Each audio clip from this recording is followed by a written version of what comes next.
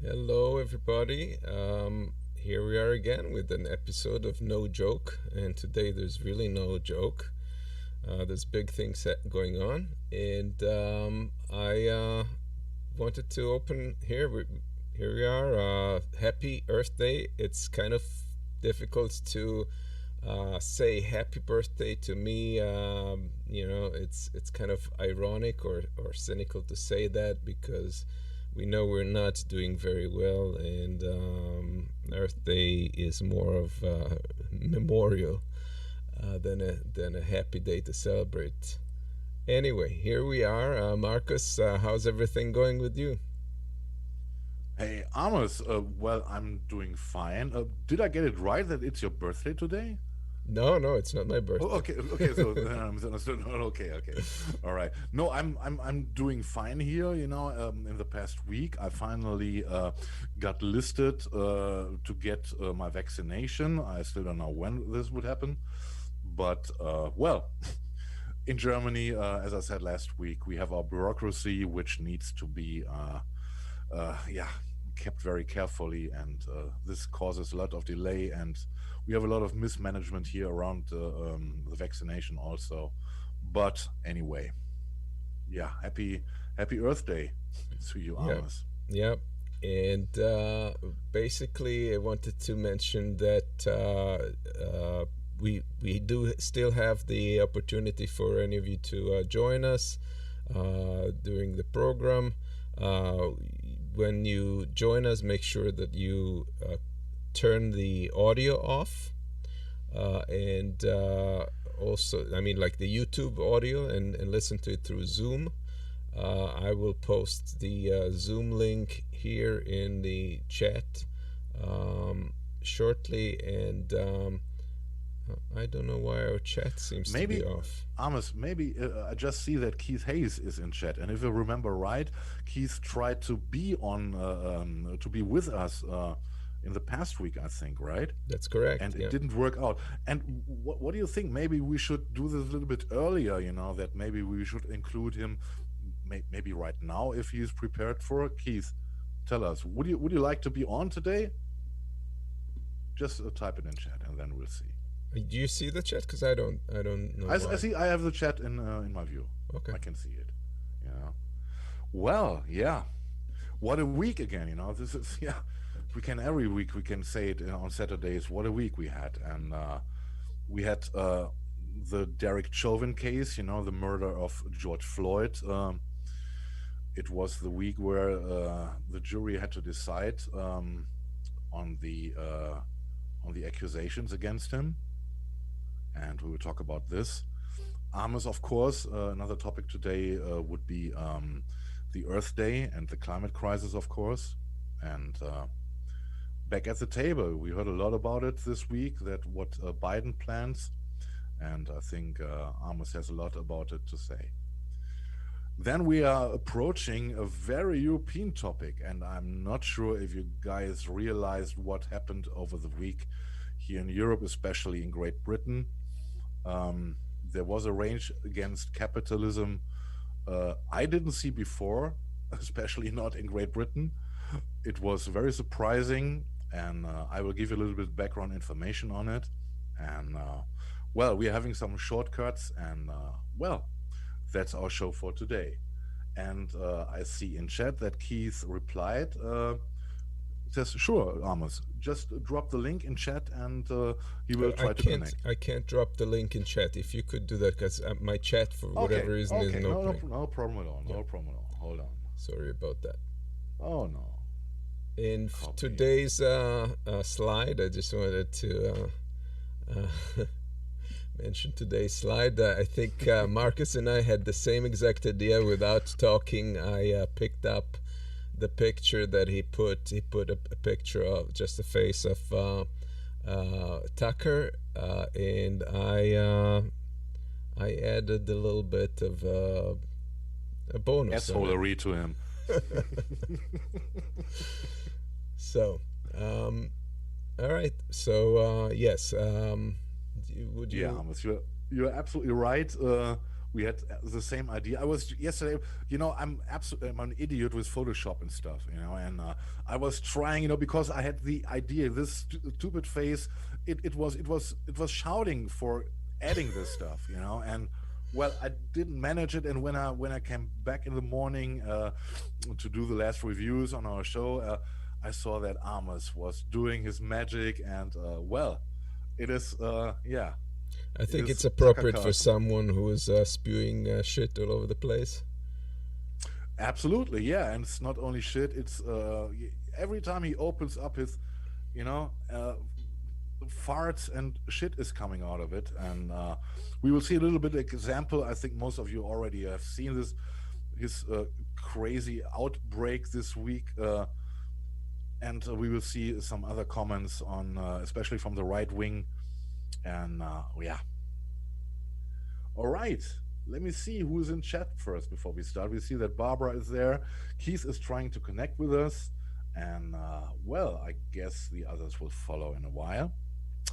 And Amos, I think we should start with the George Floyd verdict, right? Yes, I guess let's. Meanwhile, we can check. Or we wait a second to give Keith a chance maybe to join us. Well, when he does, I think he's there. Let me enable him. Take your time, Amos. Okay. Keith, say something. You're muted, Keith, by the way. Please unmute your microphone.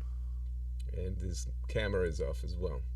Yes. All right. Well, we'll come back to it when Yeah. Keith, when you get. And there's also Jilly Love. Hi, Jilly. Hi, Lynn B. I hope you guys are doing fine.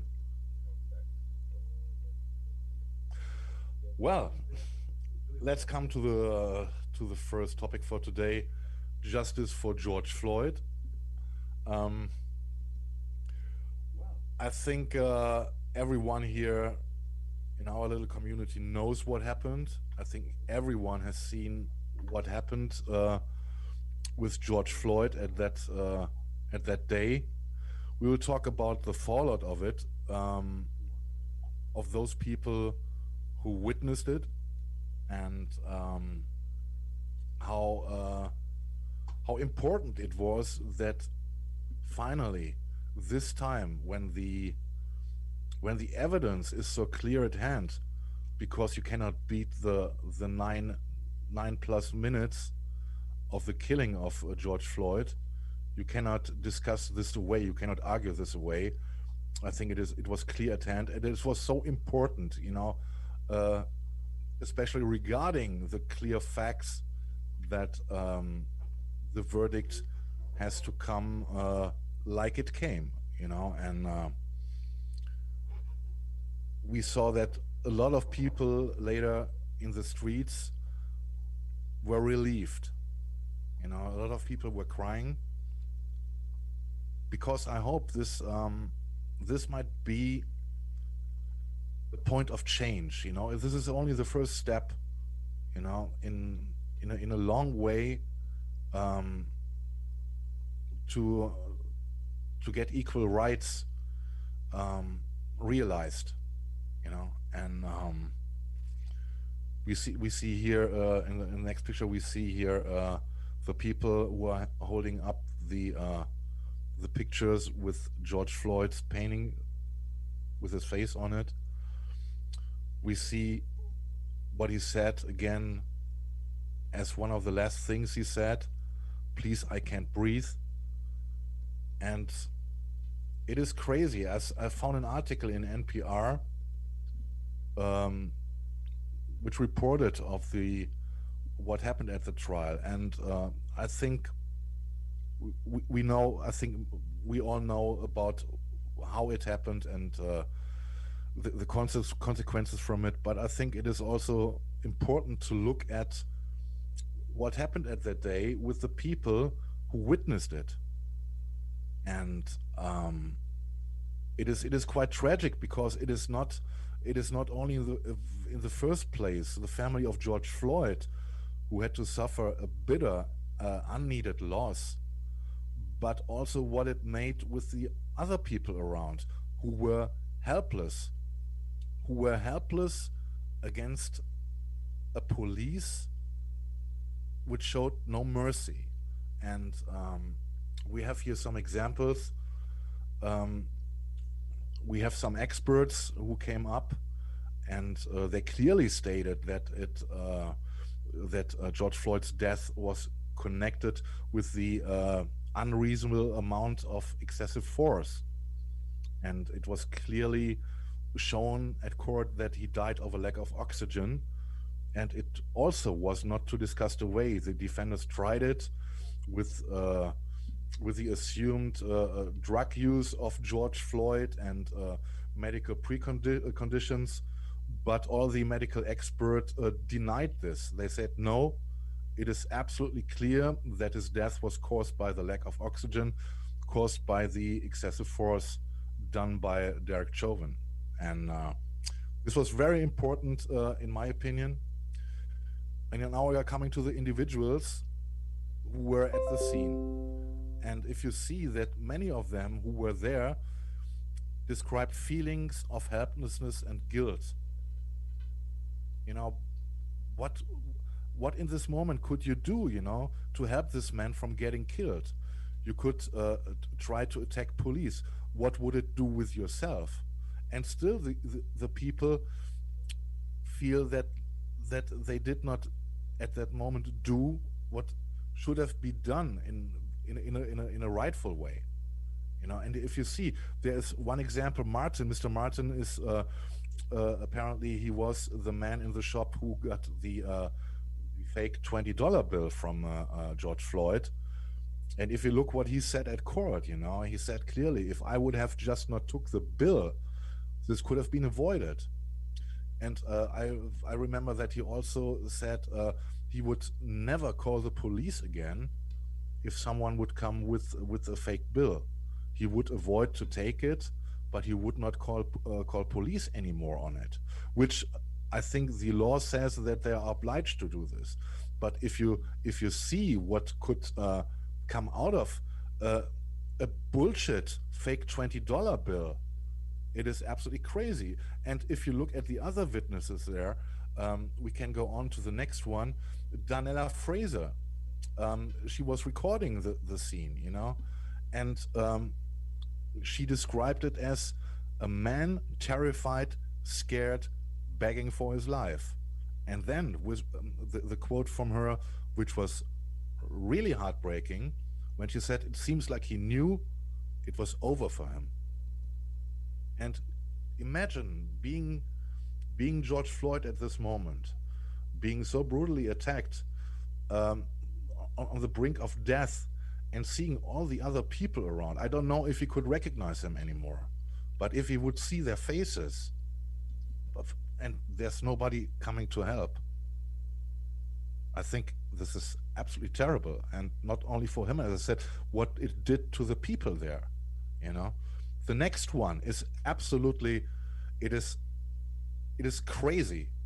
The next one is Genevieve Hansen, a firefighter and emergency medical technician. She approached the scene, she identified herself, and she wanted to check the vital system of George Floyd. Hansen said the officers blocked her from providing medical care, and she described feeling totally distressed. And it goes on. Hansen called 911, and there was another guy, Donald Williams, who did the same. And he said he felt the need to call the police on the police. You know, I think the thought is crazy alone, but he was witnessing a murder, and he could not do anything except call the police who was in action at that moment. You know, Charles McMillan, he was breaking down at court, and he also explained he felt helpless. And previously, he was the guy who encouraged Floyd to cooperate with the officers, you know, and in the thought that it would make help to make the situation easier, to relax the situation, you know. What must he think now? He must think now that he send a guy to death, right? And I hope these guys, all those witnesses, not only the family of George Floyd, get the needed help to come over this, because I think this does a lot with your psychology. And the next step, this was absolutely an offensive, in my opinion, was, of course, it was expected, were the comments from the right wingers, and this is why we came to the card idea. Newsmax, we all know that we cannot expect anything good from Newsmax, but the new myth they're coming up with, by telling that this cop killer was sacrificed to the mob in fear of that they would burn down the city. It goes so far away. You only need the 9+ minutes to prove that it is absolutely bullshit, right? And they're pushing it on Black Lives Matter and other protesters, who he describes as a mob who interfered in a fair judgment. That the jury was somehow under pressure to do as they did, and well, it is the complete same stupid arguments, pseudo arguments, in my opinion, to put more gas into the whole situation. And it goes on with Paul Joseph Watson, Matt Walsh. They're also spreading these conspiracy bullshit. And I don't know what I can say to this. There's another thing is coming from Breitbart. I think Joel Pollack is at Breitbart. Shorter Newsom, Derek Chauvin was convicted, but America is guilty. You cannot be more openly racist, in my opinion, coming up with all this bullshit. And then you got the king of the bullshitters, the infamous bastard, Tucker Carlson, and he had a former police officer with a decade-long experience who was in favor of the verdict, who said the verdict was rightful. And I only have a short take from it because I cannot bear to watch Tucker fuckface any longer. But look at his erection. Not erection, his reaction. Oh God, what a Freudian. Well, look at it. It's so blatantly crazy, in my opinion. Oops. Start it, please. Now, like I said, Mr. Floyd was brought under control. What should have happened at that point is EMS should have been summoned, and he should have been placed in an ambulance, and a supervisor should have been called to the scene. I just think that it was excessive, and it shouldn't happen. And what I'd like to say, the guy who did it looks like he's going to spend the rest of his life in prison. So I'm kind of more worried about the rest of the country, which, thanks to police inaction, in case you haven't noticed, is like boarded up. So that's more my concern. But I appreciate your coming on, Ed Gavin. Thank you. Nope, done. Thank you. Heather McDonald is the author. Yeah, it doesn't fit to the narrative of Tucker Carlson. I don't want to go so far that he's convinced by the bullshit he's spreading, and this makes him even worse. It makes him even more evil, because he cannot believe the bullshit he's spreading. But he's doing this for his reasons, for his audience, for his target group of right wingers, and it was quite funny. Yesterday, I showed this clip to my girlfriend, and she was looking at Tucker Carlson and said, "Why does he have such a stupid expression on his face all the time?" I was thinking about it, and maybe it's a cliche. Maybe I'm doing wrong, but maybe he's a professional. Everything he's doing has a purpose. This stupid expression in his face, he does it for a purpose, and maybe he wants to try, to mirror his viewers in it. that they can find themselves in his face, in his behavior again. I don't know what it means, but his behavior, his constant spreading of lies, of right-wing paroles and openly racism.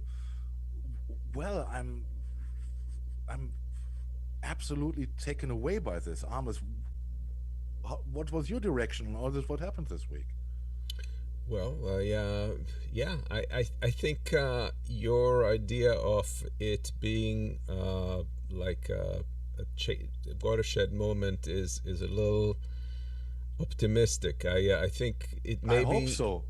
Well, no, I mean it in a bad way. I think it's taken. You have to keep in your mind this verdict was a culmination of the perfect storm, courtroom storm. Everything lined up in a way that allowed this verdict to happen.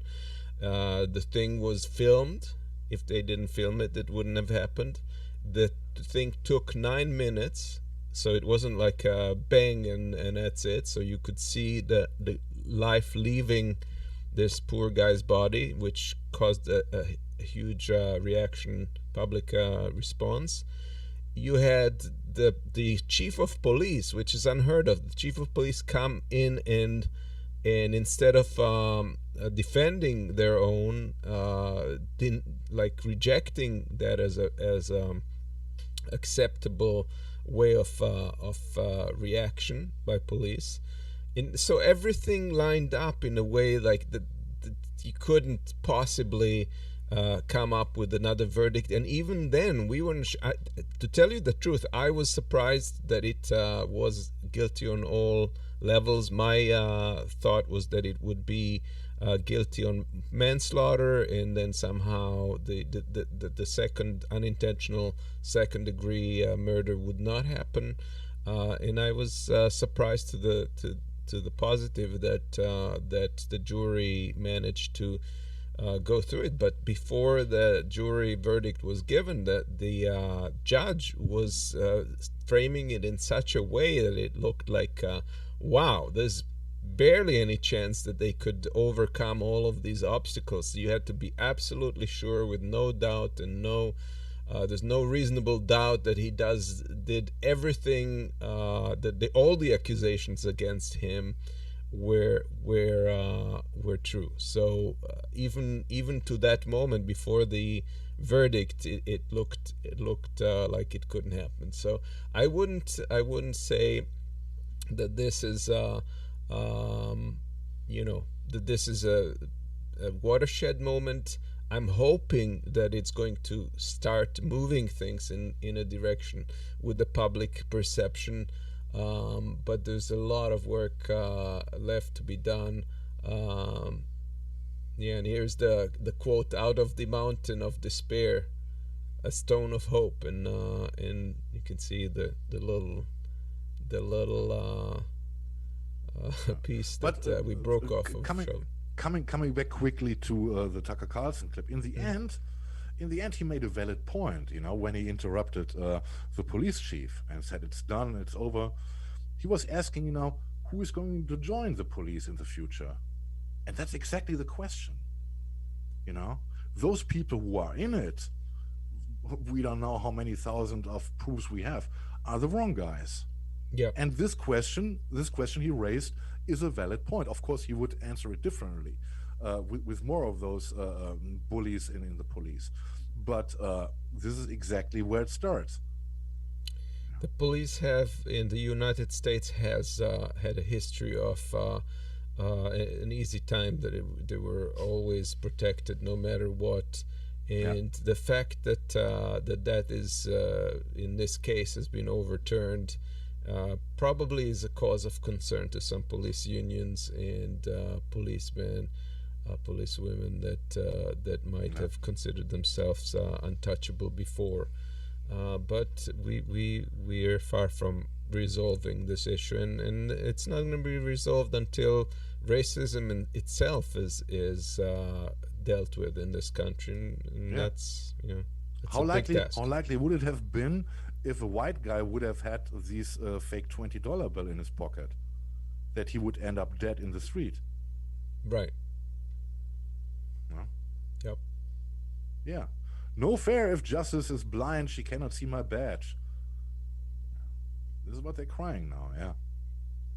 Yep, there's a lot of bitterness by police, and the idea that the police all of a sudden would stop acting, would stop defending, just because they're upset or because they're being held accountable, is just tremendously offensive, if you think about it, because it's kind of like a blackmail. It's not a there's no other reason for them not to act but as a form of retribution, because that's their job. They're supposed to do. They're supposed to keep the peace. They're supposed to help situations that unravel on the street or in homes, and to say we won't do that because we're being held accountable.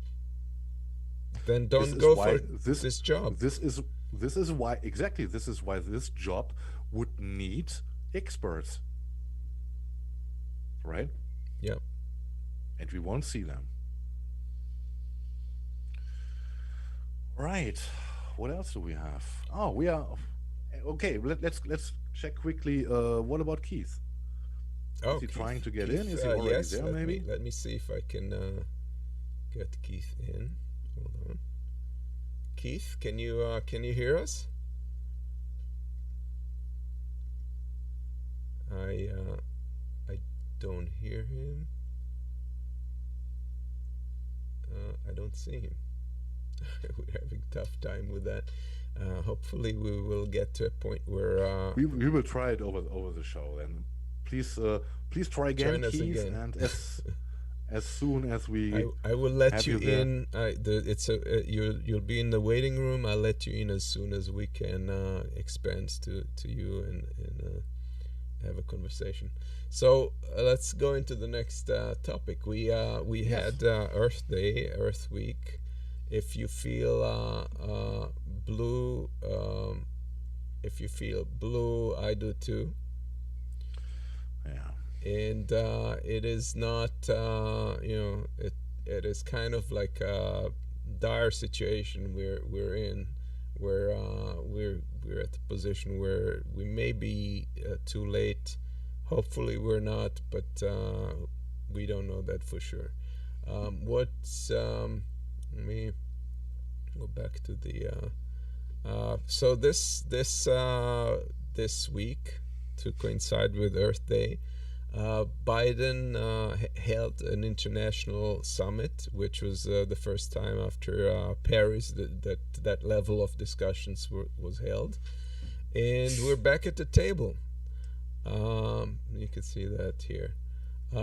So basically, the U.S. pledged to be reducing its carbon footprint by half by 2030.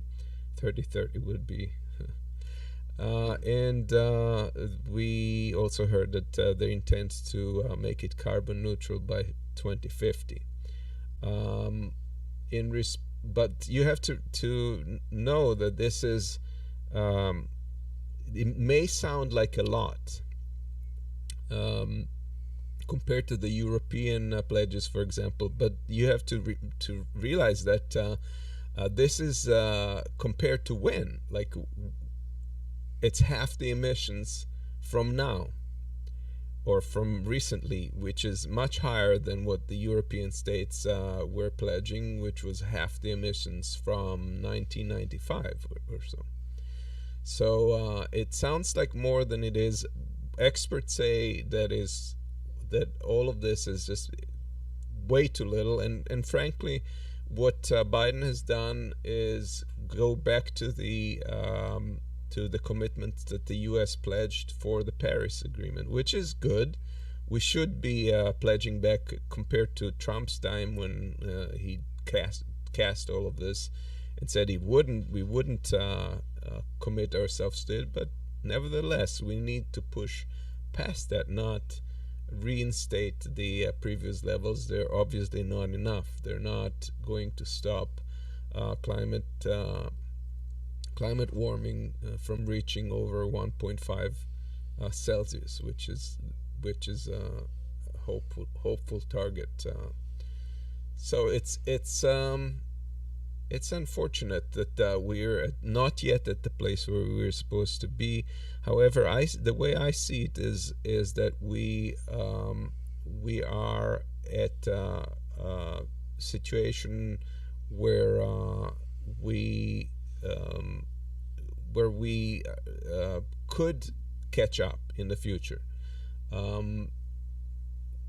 We are narrowing the gap. So if we were continuing on the track that Trump was taking, we would never be able to close that gap. With Biden's plan, we have a chance of correcting course down the line in a year, in 2 years, in 4 years, and somehow still with major actions catch up to what we're supposed to do. But let's be clear, whatever the pledges are right now, even China's pledge to be to be neutral by 2060 is a little too late. So during the same time that this summit was being held on Zoom, there was an event that was taking place by the Oversight Committee in the House. Ro Khanna was hosting it, and they invited Greta Thunberg to the event, and that was an interesting thing. She's so eloquent and so well spoken. It wasn't. It was just a delight. Let me play her piece of the summit when she was brought in. Now I want to recognize Ms. Thunberg. You're now recognized for your testimony. Thank you, and first of all, thank you for inviting me and for holding this hearing.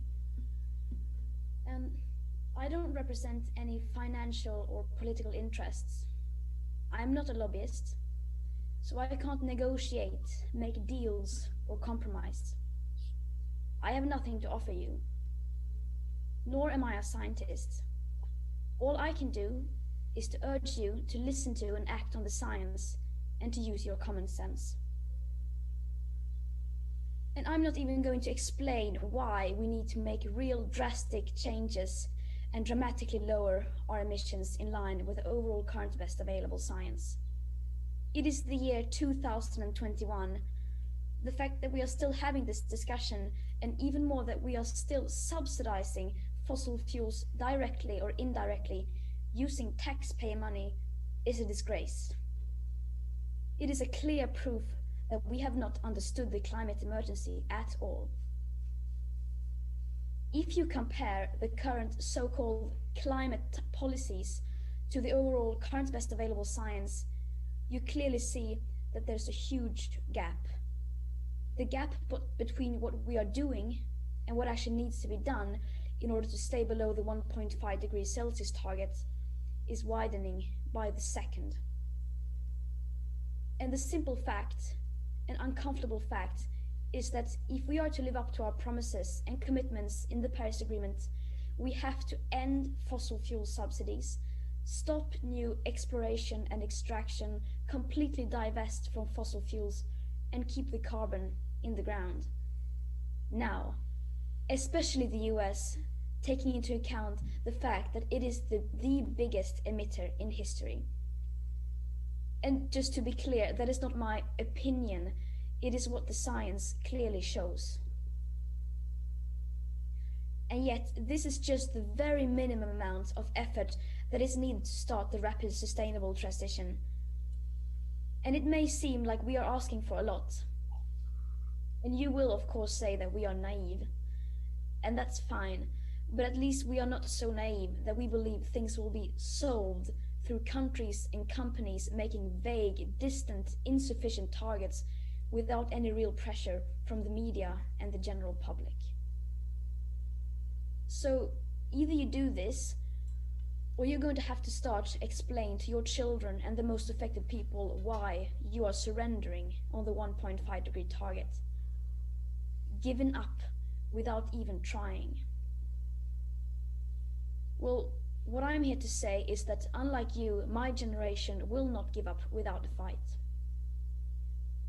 And to be honest, I don't believe for a second that you will actually do this. The climate crisis doesn't exist in the public debate today. And since it doesn't really exist, and the general level of awareness is so absurdly low, you will still get away with continuing to contribute to the destruction of present and future living conditions. And I know I'm not the one who's supposed to ask questions here, but there is something I really do wonder. How long do you honestly believe that people in power like you will get away with it? How long do you think you can continue to ignore the climate crisis, the global aspect of equity and historic emissions without being held accountable? You get away with it now, but sooner or later people are going to realize what you have been doing all this time. That's inevitable. You still have time to do the right thing and to save your legacies. But that window of time is not going to last for long. What happens then? We, the young people, are the ones who are going to write about you in the history books. We are the ones who get to decide how you will be remembered. So my advice for you is to choose wisely. Thank you. Yeah, how well spoken. It's no wonder she's the face of this struggle. Did you understand? She's just a kid, but she's just amazing. Did you understand what she demanded in clear words? Yes, yeah. She said, we have to stop now getting into oil, and stuff. She does not demand less than ending the capitalistic system, because oil and coal and stuff is what keeps capitalism running. It's not the only thing. This is why it won't happen. This is why we won't be in any kind be able to stop the climate crisis. Well, I wouldn't say that this is what defines the capitalistic system. I think that there's other things, and I don't think that necessarily would kill the capitalistic system on its own. We've seen tobacco be squelched when the time came, and they had a tremendous amount of money. I don't think that you can really compare tobacco to oil. Oil keeps the economies running and stuff, and this is completely different. Right. It would mean that it would have so drastic consequences. As I'm saying this, I'm not against it, of course not. But look at the consequences. And she is absolutely right in every point she says. Yes. Don't let me be misunderstood there. But if you think it over, it means that we have to end capitalism and go into another system, which is not based on marketing, on economy and stuff. We would need a complete different approach, and I don't see this. It is discussed in little circles, in expert circles, and maybe in the guys like us are talking about this as amateurs, of course, But it is no general discussion about this, because you got to go to the roots of it all. Why the situation is like it is, in my opinion. Okay, well, here we probably have slight disagreement, because I'm more of a democratic socialist, so I still believe that could resolve the issue. But I obviously things cannot continue the way they have, and some people will lose in that battle, and hopefully it's going to be the right people to lose, not all of us. It's what I liked about it. It was first that she is very aware of the likelihood of that, and that she made the point, we may be naive, but not as naive as everybody else who thinks that the market itself will solve this issue, which is what they're selling. So that was a tremendous point, and also the fact that it is this generation, the upcoming generation, that's going to write the history books, and that's how people will be remembered, based on how they act on such an important issue. However, knowing that there are people like McConnell or Chris Christie or others that do not care how their name will be remembered as long as they reap the power and the benefits now, that's not necessarily going to change a lot of people's opinions or stance. Was another thing. She was challenged by some Republicans in there, with being saying that she is basically asking her questions that were supposed to be tough, and she navigated out of them quite eloquently. I recommend watching the whole House oversight meeting. But here's another clip where Representative Raj Krishnamurti posed a question to her, and let's see how she responded. You know, one of the questions that people in my district, especially among young people, might have is, if they are a young person and they don't know what to do in terms of fighting climate change, what would you, on this Earth Day, happy Earth Day, by the way, what would you advise them to do in a very practical way? Thank you for a question. Well, first of all, I would say that it is not up to them to do the work. They are not the ones who are the ones who have contributed to this crisis the most, and the responsibility doesn't fall on their shoulders. But of course, I understand that many want to take action, and of course, everyone has the responsibility. So then I would say that, I mean, there are countless of ways to get involved. I would say maybe the most important one is to become aware of the actual crisis that we are facing, to educate yourself, to read as much as you can, because once you fully understand the crisis, then you will know what you can do yourself as well. And also to be an active democratic citizen. It is our moral duty as citizens of democracies to stand up and to make our voices heard. Democracy is not just on election day, it is every hour of every day of the year.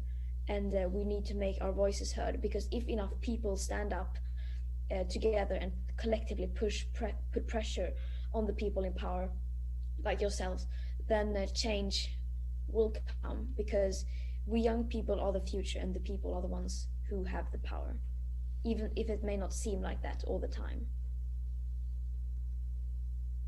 Yeah. I couldn't be said better. We cannot add anything. She's absolutely on the point. Yeah. And I know that looking at what Biden's up against is you have to acknowledge that he is against a lot of things. He's up against a lot of obstacles, and this is one of the main ones. He's trying his best to navigate it. I think we will have to have much more push collectively against the oil companies and so forth. But it's just one of the fronts that he's battling, and I think he's battling anti-vaxxers, the pandemic, gun control, Putin, and Air Force One stares, among others. So yeah, it's a handful. We realize that, but we have to keep pushing and fighting, because the question here is our very survival. We have absolutely agree. We have to push it. No, I'm not I'm not convinced that Biden is the right guy, you know, to shoulder all these tasks as you showed before in the slide. You know, it is, you know, it is enough for I don't know for how many people you know, to do all this, you know, to get something out of it, which would help us in the future. You would need unity about all of this, and there is, as we know, there is absolutely no unity. So well, I'm curious where it leads, but I'm not surprised if it leads nowhere. Well, it has to lead somewhere, hopefully. But here's Biden saying we were left with a horrible mess, but we've taken the initial steps to deal with the border surge in an orderly manner. And in the next slide, he's thinking the next steps are more complicated. Yeah. Yep. And we have looking... I think we have Keith or someone in the waiting room. Let me. Okay. And meanwhile, I'm checking the chat, and I see that Melissa joined us. Hey, Melissa. Hope you're doing all right. And we have Oz with us. Hey, Oz. How you doing? Oz. Join us in, Oz. I think we still don't have video from. Hello? Oh, there we hear you, Keith, but we don't have a video of you. Yeah, and please mute YouTube. Keith. Keith is here. Yeah. Yep. Hey, Keith. How are you? Can you activate your camera, please? I know. My video is not coming off mute. All right. Okay. Well, try to unplug it and plug it back in if it's a USB camera. That might work. So audio is better than nothing. Oh, I've done that. It might, but at least I can talk. Yes, you My can. pretty face isn't all that important. I mean, Yeah. A face would be welcome, of course. Yeah, this is why we're not doing a radio show. All right. So how's everything going? What were the news stories that mostly affected you this week, Keith?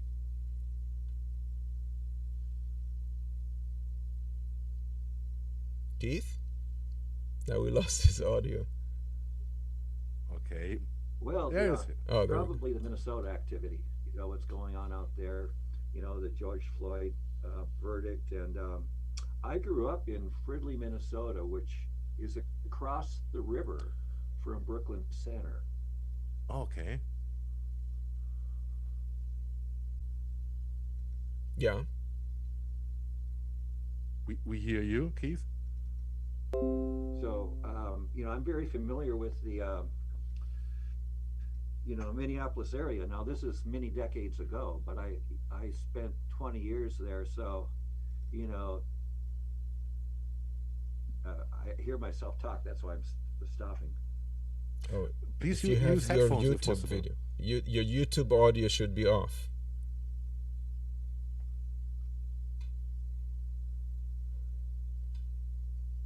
Maybe you got headphones or earbuds you can use instead. No, I've got that going on. It's just that the delay, since I'm in the conversation. Yeah, it has a delay. This is hear exactly what it much goes on. Anyway, let's just keep going. You know. And we are getting from chat. Melissa says we are echoing here. Especially I am echoing. I don't know if it is connected with the keys right now. You're echoing? Melissa says it. Yeah, you know, it's disappointing for me to have, the whole George Floyd trial, the news, the incident, everything, because, I had fond feelings for Minneapolis. Growing up there, racism was not a problem. It was the city to go to for mixed couples to be able to live and not be harassed.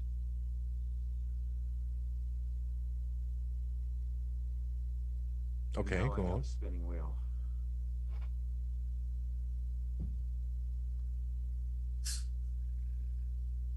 Yeah. My wheel's spinning there. We could still hear you. We can still hear you. You can go on if you want.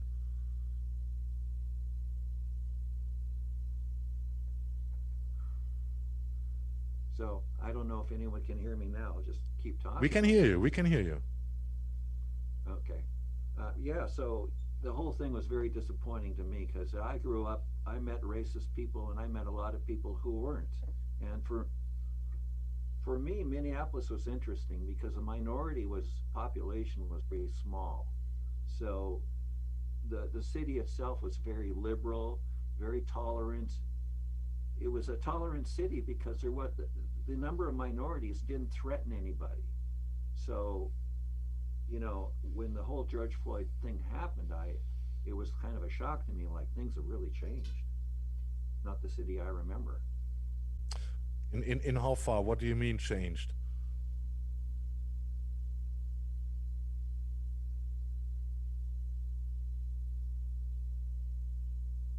Can you hear us, Keith? Yeah, he's listening on the YouTube channel, which is like a minute or two after the delay. Okay. So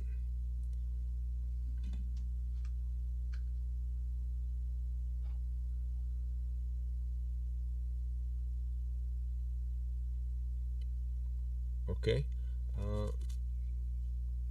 You're still with us, Keith? Yeah, I'm still here. I was Okay. like I'm part of the audience Okay. again. Yeah, how it changed? It's well, yeah. So, you know, like growing up, I met both kinds of people, and for me, it wasn't an intelligence test. Like I had a grandfather who worked for the railroads, and he knew a lot of porters, and so he would not take any shit from anybody because he thought they were hardworking people. He respected them, and you know, and so, you know, that was one attitude. Then the more ignorant people, you know, they came from all over the country and said the most stupid, nasty things, and you know, so like I say, it was an intelligence test. All right. Okay. So thank you for so far, Keith. I think we are going over to the next topic. I would like to ask you, Keith, are you aware what happened this week in Europe, especially in Great Britain? That nearly World War III was not about? in Great Britain. I've been following Extinction Rebellion and all that, but All right, okay. Referring to what Greta Thunberg said before in her video, that we all need to stand up in order, you know, to demand change, what the climate catastrophe concerns, which is threatening us. There was something strange happening this week in Europe, as I said, especially in the United Kingdom, and it was dramatic. It was absolutely dramatic. I will try to explain it in short. I know that you guys in America have a different approach to professional sports systems than we in Europe have mostly. Well, the news which came Saturday night, Monday morning, was that the shown clubs here decided to abandon their leagues, decided to abandon their mother federation, the UEFA, in order to build a league on their own. These clubs you can see there, which are FC Barcelona, Real Madrid, Manchester United, Manchester City, Arsenal London, Tottenham Hotspurs, Juventus Turin, FC Liverpool, Atletico Madrid, the Italian clubs from Milan, and it was, all in all, it was 12 clubs who suddenly declared their independence from any leagues, from the UEFA Cup, from the UEFA League, from the Mother Federation. And you cannot imagine what the backlash was, which came from this. They came up with the plan. The original plan was that they would build a league with 20 clubs. The 12 clubs already are listed. They also tried to approach from Germany Bayern Munich and Borussia Dortmund, and from France Paris Saint-Germain. And they got a clear no from these clubs. This has different reasons why they did not wanted to go into the so-called Super League. At this point, it was already cracking, and then the Monday came. And the Monday morning came, and the people in Great Britain learned what just happened at the late evening. And you cannot imagine the furor which broke out. It was absolutely insane. The people were waking up and realizing that the football game, the football culture, was bought and sold, which is a kind of ironic because this already happened decades ago. But now they woke up, being confronted with the demand of the club owners that they would abandon the league and the federation. And this was a no-go. And in this point, I got to explain how the sports league system here in Europe mostly work.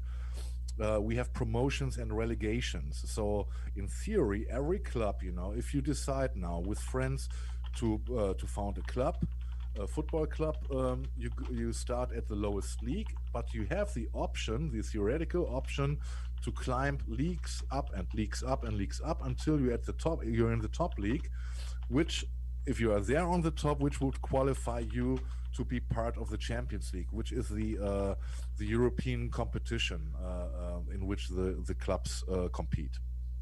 So by this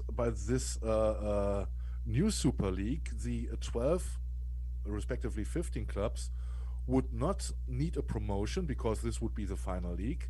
They would not get relegated, so they don't have to fear any obstacles regarding their financial input. It would be a safe game because they would never be threatened to leave the league because their sports performance were too bad to stay in it. So this risk would be out of the way for them, and they got together with a famous investment bank in the US. It was JP Morgan, who were willing to give them $3 billion to build this league. And in the slides, you already see some photos of the people who were demonstrating against it, and you can see it here at Chelsea, for example, which is owned by Abramovich. They put on a super greed, and the football belongs to us, not you, because here we got to explain. In America, I know that it might happen that a club owner decides from one day to the other that he would leave a city and build a new team in another city and go on in the competition. This is completely unthinkable here in Europe, in Germany, and especially in the UK. This would not be accepted with the fans because there's so much culture behind it. Those clubs were founded in the UK in the midst of the 19th century mostly, and they were coming from the working classes mostly, and they have a very, very close relationship to their communities, unbelievably intensive. And those people suddenly woke up. They feel absolutely betrayed. As you can see it here, they describe it as the ultimate betrayal. There are more posts, more signs. Greed is the game. We're all together against it. And it was absolutely not accepted. Social media was raging. The people on the street were raging. Of course, UEFA was raging. Which is also quite ironic because UEFA, in the end, who is celebrating now to be the heroes in the demand to prevent the Super League, they enforced all this. They gave the big clubs more and more and more power, money, so they could separate themselves from the other clubs in their leagues. So they are not the good guys in this game. But after 48 hours, the complete construction failed. After the immense protests and the harsh feedback online and everywhere, it started with Chelsea, whose owner, as I said, is Roman Abramovich. He is in the game, of course. He's also one of those big-time owners, but he decided, no, we are going out. because he seems to consider the club not to be a piggy bank, as the most American investors we are coming to in a minute. But he is a football fan, though I don't agree to the option that someone owns a complete club. I think a club belongs to the people who make the club. And but this is another topic. Anyway, he was the first who said, "Okay, no, I don't want this. This is not what I intended." And there you can see here he's a net worth of 12 billion. So it doesn't matter much to him, if he was in or out. So he is a football fan. He wants his team to reach the maximum of success. Of course, he put a lot of money, and he also feeded the beast with his money. That people got more and more money. Their agents got more and more money. That the full complete the football system became a highly capitalistic predator system. And well, he drew out, as I said, the Germans and the French club already did it right at the beginning. You saw some in the slides, some reactions. I put them some of the Italian and the Spanish press in it, and they were also fuming, though the protests from the fans were not so dramatic as in the UK. This lies in the organization of the clubs and the fan clubs. It is different in Spain and Italy than in Germany or in Great Britain. Then let's see who is in it at all. Let's start with the Liverpool owner. You might know this guy because he's also the owner of the Boston Red Sox. It is John W. Henry, and he is the guy behind the Fenwick Sport Group, FSG, which is one of the most hated agencies or companies in the UK. Not since this week, also before they made already some kinds of very unpopular decisions in the past. But they don't give a fuck, to be honest. He has a net worth of 3 billion, but he also was forced by the public rage to at least come up with a video in which he apologizes for the distress he caused with the Super League decision. And it was, I don't know, it was so heartfelt. In the end, they don't give a fuck, because, and in a certain way, maybe I can apologize, because at least in the end he's an American investor, and if you look at your leagues, how the American leagues are working, it is different to what the European sports culture and league culture concerns. So maybe he had a naive view on this, in the times of the pandemic. He saw a chance, to reduce costs and get some money out of it. Okay, but he did not really apologize. And the most interesting thing was when the news broke on Monday that they would leave. On Monday evening there was a game between Liverpool and Leeds in Leeds, and you could see the manager of FC Liverpool, which is coming from Germany, Jürgen Klopp. He was sitting there and he was not able to answer any questions from the reporters regarding the intentions of the club owners. He said simply, "We were not informed. We have no idea what's going on." So you can see that the decision was made above every head in the executive part of any club. It was a back office meeting, not literally, because in time of the pandemic, but they had a Zoom meeting or whatever, in which they decided roughly, we do this, we do that. We now have JP Morgan on board. They are giving us $3 billion. We can start now. And the rest of us was a complete fiasco. They came out with this news on Monday morning, and for 24 hours, you did not hear anything. There was no press agency involved. There was no one standing up and trying to explain the thing. There was only the CEO of Real Madrid, who came to a TV show in which he defended his steps, and he presented himself as a savior of football. And if we go on like this in the current league system, his club would not survive the next 2 years. And the question raised is not what can be changed, to make the club survive, because they still want to throw millions and millions out for players and for agents. but they are looking the easiest way now to get another investor who is throwing more money at them instead of going to the roots and decide, maybe stand up together with the complete league and say, okay, we need a salary cap, as you guys I think have it already in the US in the professional sports. This is not existing here, you know, and they did not. It was a PR fiasco.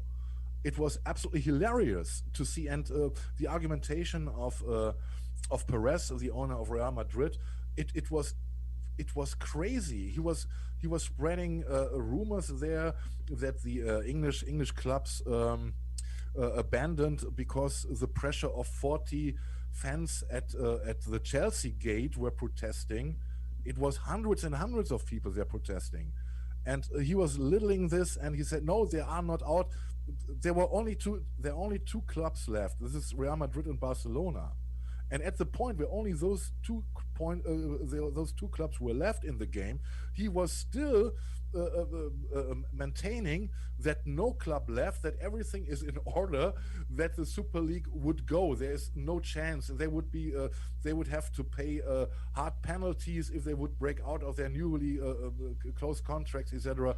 It was absolutely crazy, you know. And this is one of the most rich persons in Madrid, and he has absolutely no clue what's going on. He only knows that his clubs is on the brink of bankruptcy. Real Madrid and FC Barcelona have each more than $1 billion debt, and in the pandemic they see they will lose everything, and this selfish step made them to decide, you know, now we are collecting the other clubs and we are doing a thing of our own because there is someone else we have a deal with who gives us more money. And of course this could not stand in the football culture. And it was nice to see how every one of those guys, or at least their press agents, had to come out and apologize to the public. And we don't know how the sanctions would look like. There will drastic sanctions, especially by the 14 other league clubs, which they threatened to abandon. They are fuming and they demand sanctions. We don't know in how far they would look, but the good thing was, and also the irony in it was, that such a news could mobilize such a furor and rage that it would take only 48 hours to destroy all these plans, these Super League plans. And now I'm coming back to Greta Thunberg, when she said we all have to stand up to prevent it.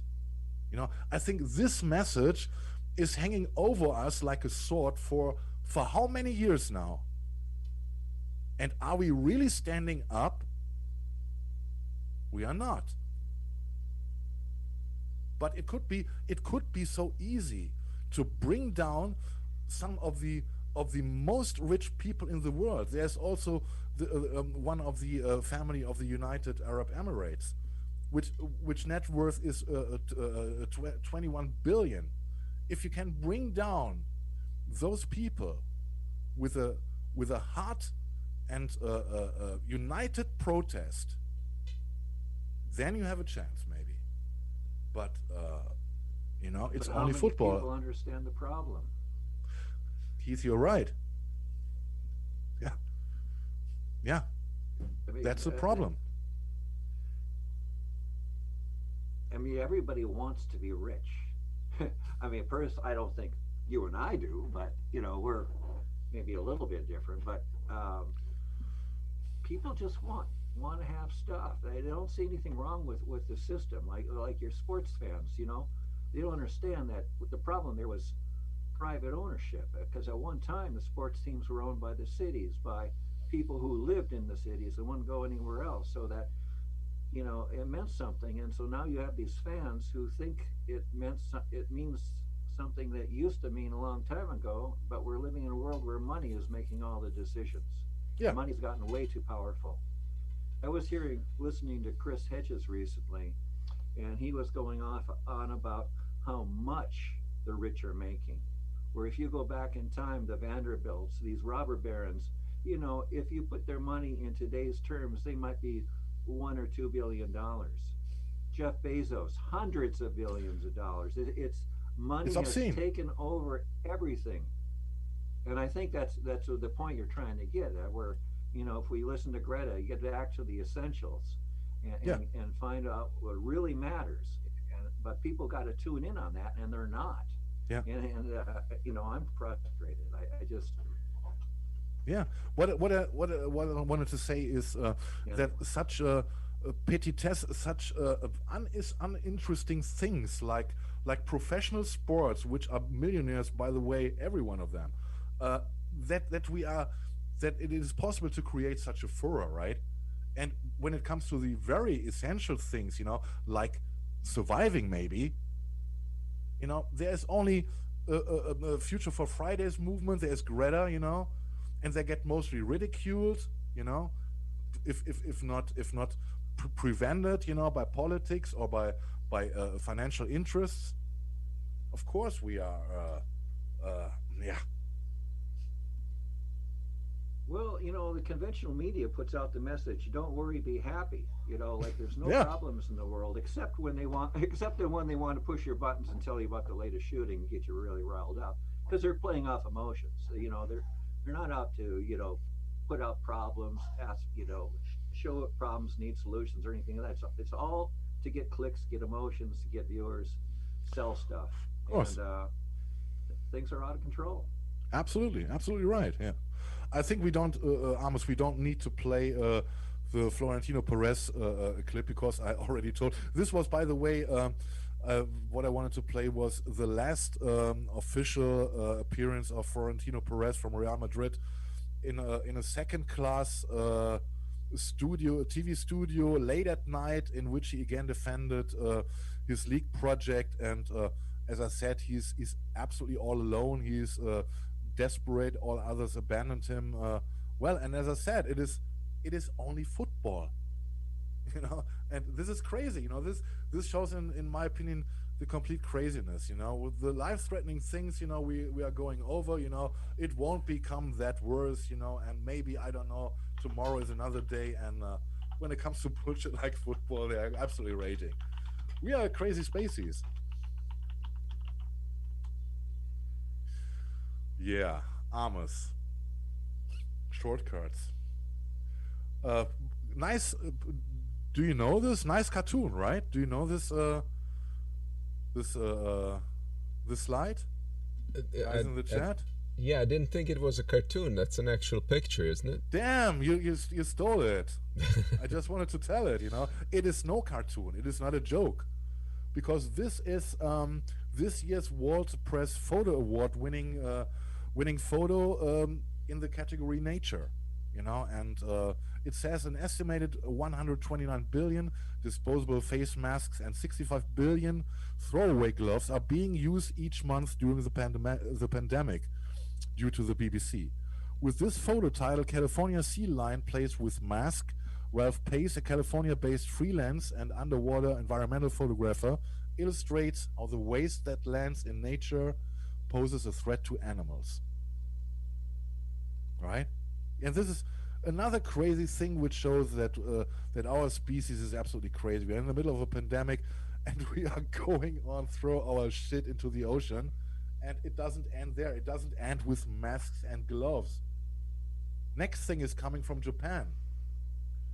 They are scratching their head now for 10 years. What are we doing with the wasted water, which came from the cooling of the nuclear power plant, which was destroyed by the tsunami. And now they got the brilliant idea. We cannot bottle it, we cannot sell it, so let's put it in the ocean. And we are talking about I think 2 million liters, gallons. I don't know exactly, but it's an absolutely crazy idea, And of course, their neighbors in Korea, China, they are protesting. They are challenging them. If you want to do this, then drink this water, because the Japan government promised that the radioactivity would be reduced to only, I think, 2.5% or so. I don't know if this is possible anywhere, but their neighbors are furious about this. It is 1.2 million tons, not liters, tons of contaminated water, and they are coming on the brilliant idea to put it in the Pacific Ocean. Jimmy Dore made a clip They should about make this. cement out of that water. What do you say? They should make cement out of that water. Trap it. Yeah, something. Because, you make cement, the water. I see what you mean. Yeah, I see what you mean. Yeah. Cement. This would be a different option, but they're coming with they were thinking about this for 10 years, and putting this in the ocean was their best option. Well, now, when money makes the decision, that seems like the best option, but I don't agree that it is. I mean, how much trouble would it be to pump it into a truck, take it to a place where you're building a bridge, make the cement with it, and you put a Geiger counter next to the bridge, it's up a little bit. So what? It's not going anywhere. It's not going to get in your body. And, but it would have required more coordination and more. It would have been more expensive. Who wants to spend money on the public? Oh, my God. Well, do you want to, Keith? Do you want to take over? I think you're perfect here, because you're absolutely right. And this is exactly, they are making their minds up for 10 years, and imagine this. We got Keith here, first time in our chat, confronted with this. He said, "Make concrete of it." This is an idea, right? So I also figured out how to stop the Gulf oil spill too, which would be to make huge lead shot, drop it down using a special device, which was pretty easy to make. But I said that to Homeland Security, but they never got back to me. What do we know, Keith? Right? We know shit about things. Yes, and behind all this, and by the way, the interesting part is coming. That Japan gets support from John Kerry. The U.S. is behind it. John Kerry says he's confident that Japan would continue following due procedures, in the attempt to reduce the radioactivity from the water. And he goes on, the U.S. is confident that the government of Japan is in very full consultation with the International Atomic Energy Agency. And that's it. And it's okay. It's John Kerry. Come on, what? I don't know what to say. It is. Is everyone going crazy? Yeah, everyone's gone crazy. They're not going crazy. We're gone, long gone. Yeah, water you're right. On the bridge at this point. Yeah, you're absolutely right, Keith. Well, I think it's almost past right now. Amos, where are you hiding? I'm right here. I'm here with you. Let me launch into the next thing, because that was a story about Alexei Navalny. I don't know how much you've all traced the story, but Navalny is in opposition to Putin. Putin has multiple times tried to attack him, physically assaulted him, and the latest was they poisoned him on a plane. He escaped to Germany to get treatment for the poisoning, and they substantiated there that indeed he was poisoned. And then when he returned to Moscow, he was immediately arrested at the airport because supposedly he broke his parole terms, which was not to leave the country. So they're playing a mouse and cat games with him. And as soon as he was put in jail, he was concerned about his health and deterioration of health in the jail, and as a result, he has started a hunger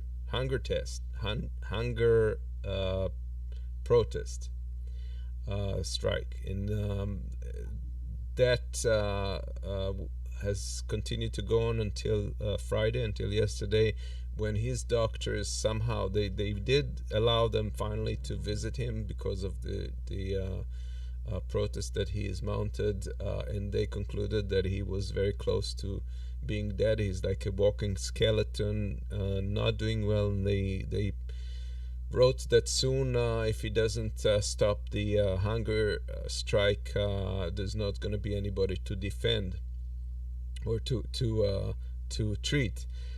So they basically convinced him to get off the hunger strike. The problem is that at this point you really can't know for sure that he's not continuing to get poisoned by the authorities in prison. As we know, if people were able to get to Epstein in jail, I'm sure they can get to Navalny in Russian prison.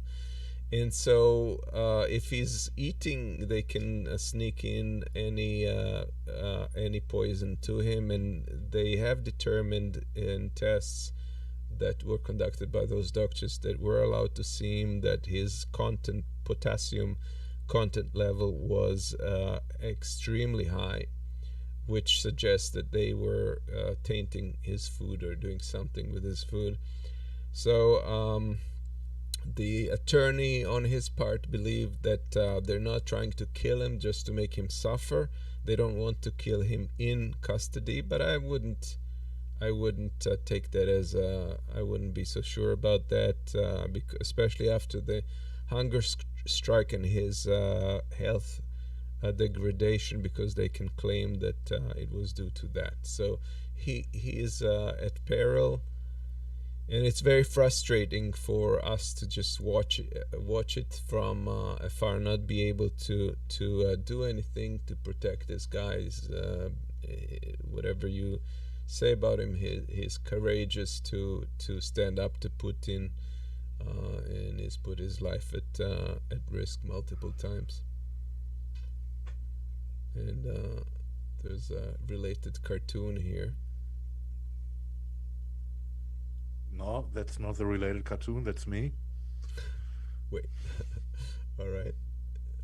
Here's the related cartoon.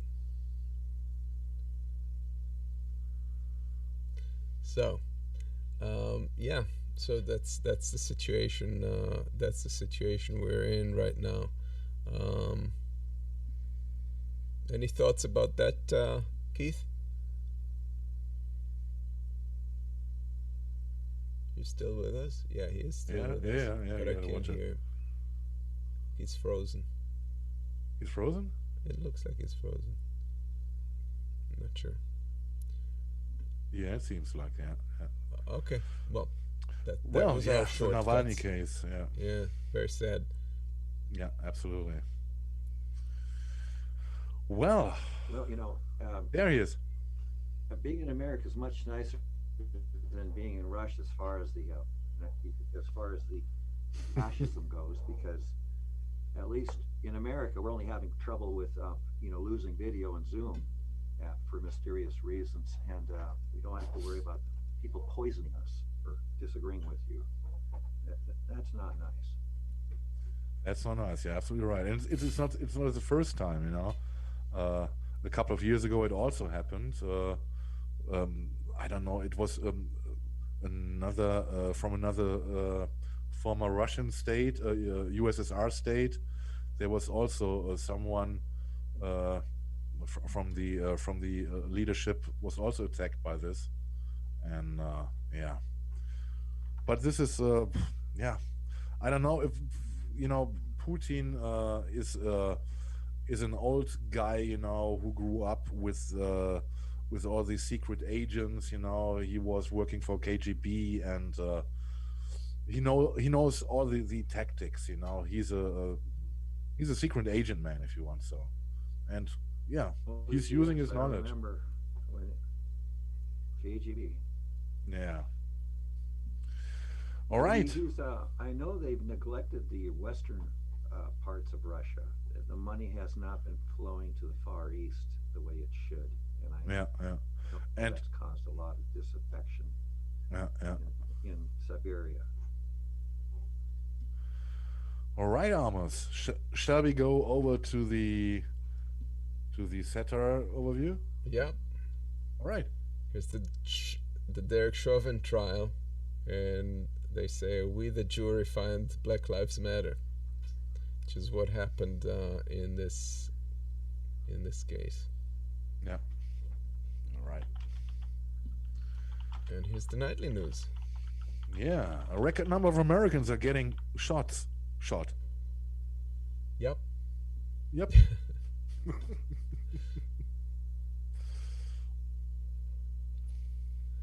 And let's have a moment of silence for the most recent killings in Congress and Colorado. And the silencer is the Congress. Yeah. I think that's very... Yeah, mass shooting every day is terrible. Yeah, for us here in Germany, it is absolutely crazy. Yeah. And here's the... What's going on there? If you're having those kind of trouble, we don't hear about them. That's true, we don't. You would from me, at least.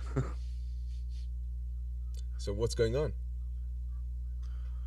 Here in Germany, we don't have a police killing rate. I don't know how much, but we know that every shot bullet needs a paperwork of a lot of pages, and it maybe even our bureaucracy is a small part. That our police are not shooting every time because we got different gun laws, and all this. It is not comparable in the end, It is not that a policeman has to fear in every occasion to be shot, and it's completely different here. Yeah. So here's another one with thoughts and prayers on the part of the GOP, and they say every time there's a shooting, we pay this ridiculous theater, which is exactly what's a good way of describing it. And here's the burial plots of the mass shootings.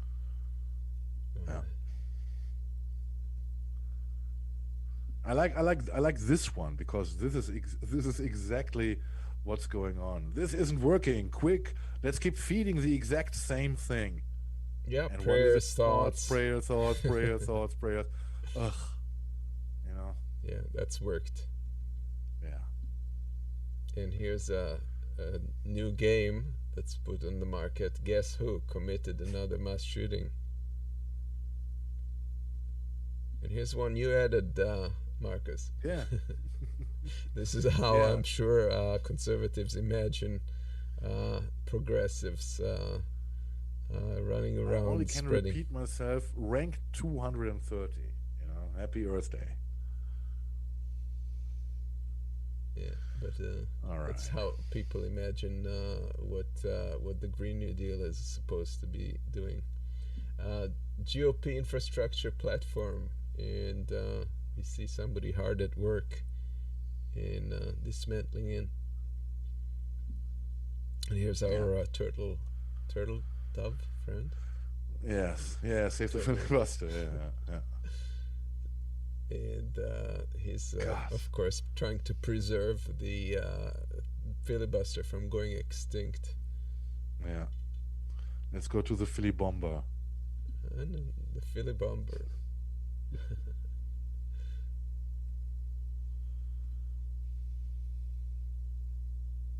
And voters will not replace us. Yeah, we know this. Charleston, right? Suppression of the gerrymandering. And another one on the voting. It's time to take down the security fence around the U.S. Capitol, which separates Americans from their government. And then there is the voter suppression laws wall. Yeah. And here's an eye test for the GOP, and it says Jim Crow voter suppression, and he reads ELECTIONINTERGRITEY. Yeah, of course. That's what they see. And here's the, you want to read this? Yeah, I'll try so. And lo, the Easter bunny shall hop to and fro. Lady Gaga will confess, I'm cursed the cinema. No. No. The Illuminati shall be revealed on the Bachelor. Like Is it Bachelor? lucky. Yeah. Bachelor, yes. Sesame Street shall be brought to you by the Lighter Q and Demon Muppets. I knew it. Letter Q, and the D. I knew it, yeah. And verily I say unto you, my beloved follower, you shall feel like a complete fool at the end of your wasted life. Yeah. Oh, shucks. Yeah, shucks. And sure, I was always gonna get the shot. I just wanted them to test it out on Democrats. And here's a non-political one, and that's in regards to the first helicopter flight or rover flight in space on another planet. Disturbing the Martian peace. The poor Martians, yes. Yeah. Amos, Keith. We're at the end already, right?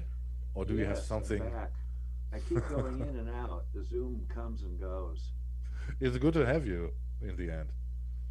And great idea with the concrete. This is absolutely kudos. Great idea. Well, having a look at the chat. A lot of people there. Barbara is there. Jilly is there. Jilly is active as hell. All right, guys. I hope you enjoyed the show. I hope you had fun. I hope it was great to have Keith with us. I hope this won't be the last time. It would be great to have you on be here. on further occasions also. You know, maybe we can prepare a little bit what the setting concerns. You know, that you're getting up more clearer. That we maybe get a more stable Zoom line for you. We will test this out. And Yes. Well, it was nice. I had fun. I hope you guys had fun too watching us. And we are going out with a classic. And I think this one is nothing that YouTube can punish us for. It is an old one we played oftentimes. It is Carl Reed, If I Had a Rocket Launcher. And I like this guy. And as you know, he died a couple of years ago from a brain cancer. And I think it is, in my opinion, that it's even a better version than the original from Bruce Cockburn.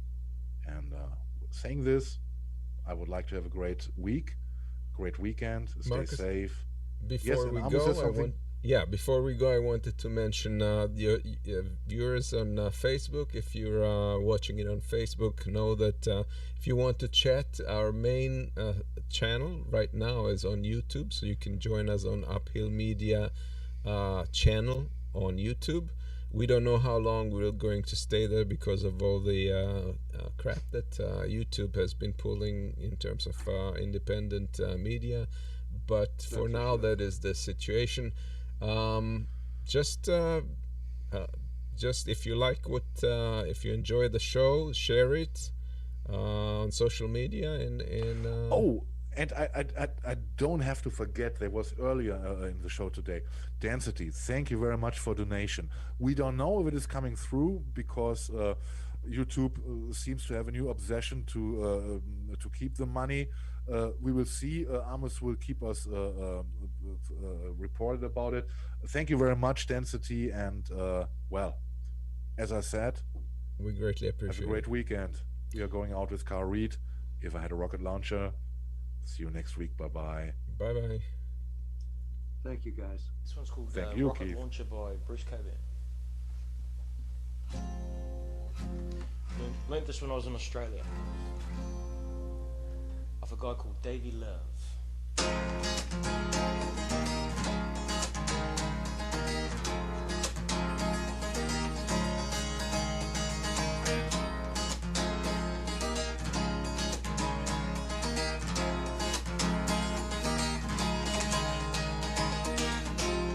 Here comes a helicopter. For second time today, everybody scatters, hopes it goes away. How many kids they murdered, only God can say. If I had a rocket launcher, if I had a rocket launcher, if I had a rocket launcher, I'd make somebody pay.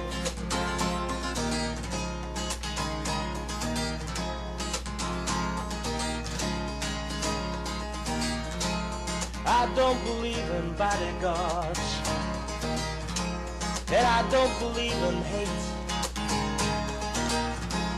and I don't believe in generals or their stinking torture states. When I talk with the survivors of things too sickening to relate, if I had a rocket launcher, if I had a rocket launcher, if I had a rocket launcher, I would not hesitate.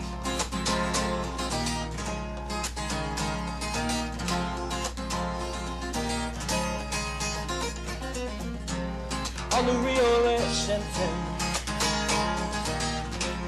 100,000 wait to fall down from starvation, some less humane fate. Cry for Guatemala, with a corpse in every cascade. If I had a rocket launcher, if I had a rocket launcher, if I had a rocket launcher, I would retaliate.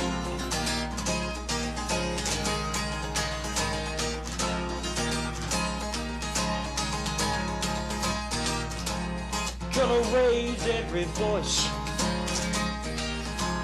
well, at least I've got to try. Every time I think about it, water rises to my eyes. Well, situation's desperate, echoes of the victim's cry.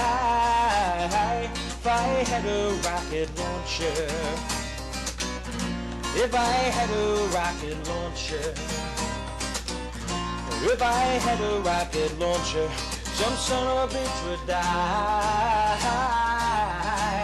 Some son of a bitch would die. Some son of a bitch would die.